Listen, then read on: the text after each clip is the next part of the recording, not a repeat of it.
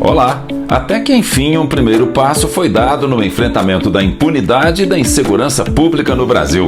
Governadores dos estados do Sul e do Sudeste se uniram e foram ao ministro da Justiça, Ricardo Lewandowski, levar uma proposta conjunta de combate ao crime organizado.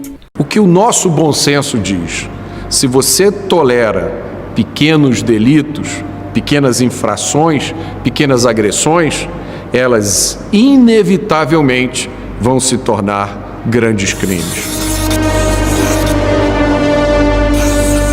Como diz o procurador de justiça Marcelo Rocha Monteiro, nenhum criminoso começa chefiando uma quadrilha de tráfico de drogas ou assaltando bancos. Ele começa com uma pequena agressão, com um pequeno delito. Se o Estado não para, se a sociedade não diz para ele o que você está fazendo é errado, tem um custo e você vai pagar esse custo. Se nada disso acontece, o que ele tem é um estímulo para continuar. A preocupação com a segurança pública foi tema de uma reunião entre governadores e o ministro da Justiça, Ricardo Lewandowski, em Brasília. Os governadores do Sul e do Sudeste apresentaram ao ministro da Justiça uma proposta conjunta de combate à criminalidade. Eles querem ajustes no Código Penal e na Lei de Execução Penal, como modificar a lei sobre as audiências de custódia, com a criação da figura da habitualidade criminosa, ao permitir a decretação da prisão preventiva, mesmo sem condenação, quando houver provas de reiterada prática de crimes do cidadão. Tornar homicídio qualificado aquele praticado a mando de uma facção criminosa e, portanto, com penas mais duras. Regularizar a integração e o compartilhamento de informações entre forças policiais sobre monitoração eletrônica de condenados.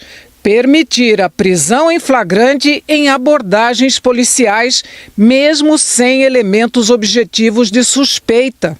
O governador do Paraná, Ratinho Júnior, do PSD, afirmou que não basta a ação dos estados, porque as leis são fracas. Não é possível hoje você ter um criminoso que é condenado a 8 anos de prisão e depois de 2 anos ele já está na rua, muitas vezes cometendo crime novamente.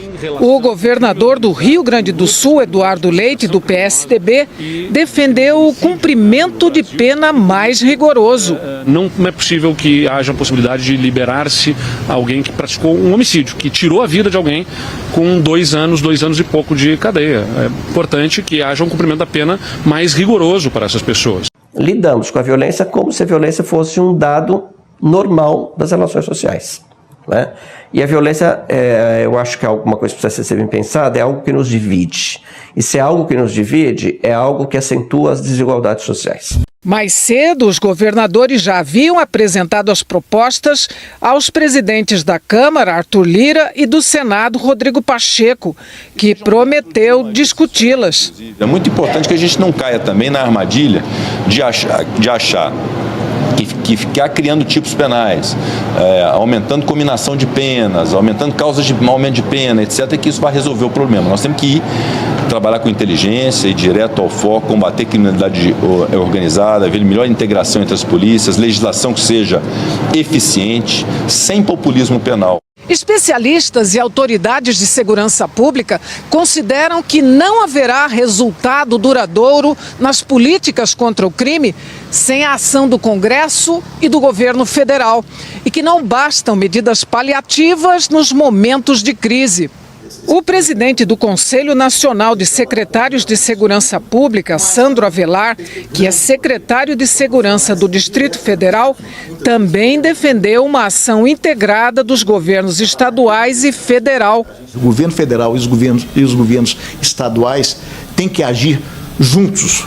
A Polícia Federal é importantíssima nesse processo, na troca de informações com as polícias estaduais, que também têm informações de inteligência que são preciosas, e nisso o Ministério da Justiça e da Segurança Pública deve atuar como o grande líder, e fator de integração juntamente com os governos estaduais. O sociólogo Daniel Irata, especialista em segurança pública, afirma que o governo federal tem que assumir protagonismo no combate ao crime organizado, com políticas estruturantes. Nessa área é muito importante a cooperação de todos os entes da federação. Não só os governos estaduais e o governo federal, mas também os governos municipais, para que a gente possa estar à altura do desafio do enfrentamento da criminalidade organizada e particularmente das milícias. É imperativo que todos os entes da federação, todos os níveis governamentais estejam articulados. Então, forças-tarefas são interessantes nesse sentido, até porque elas congregam também diversos órgãos do Executivo, do Judiciário e do Legislativo. O ministro da Justiça, Ricardo Lewandowski, falou em união de forças no combate ao crime organizado. O que é preciso é uma ação mais incisiva das polícias locais, polícias civis e polícias militares, juntamente com as forças de segurança federal, em especial a Polícia Federal. É isso que é necessário. E, sobretudo, um trabalho conjunto, um trabalho de intercâmbio de informações, de inteligência, e esse foi um dos temas que nós discutimos hoje nesta reunião com os governadores do Sul e do Sudeste. Padronização de informações, troca de dados de inteligência e ações conjuntas, isso é que foi combinado e daqui para frente nós faremos isso para combater a criminalidade, especialmente a criminalidade organizada. O que eu quero deixar como um recado é que o crime organizado, as milícias e as facções não triunfarão porque o Estado brasileiro tem instrumentos suficientes para enfrentar esse desafio e vai utilizá-los. Não é mais possível que cada estado trabalhe por si, é preciso buscar uma integração, não apenas entre os estados e determinadas regiões, mas também com o governo federal, e nós estamos prontos para fazer isto. O Brasil está chocado, perplexo e até revoltado com a corrupção galopante que pode ser vista em boa parte da classe política, em alguns dos nossos empresários. O que é triste é que nós temos assistido, com raras exceções, a impunidade como principal incentivo ao crime, ao desmando e ao mal. Aquilo que é errado precisa ser dito. E aquilo que é feito à revelia da lei precisa receber a devida e correspondente punição. Porque a impunidade promove o crime. A impunidade destrói os valores da sociedade, produz o próprio caos.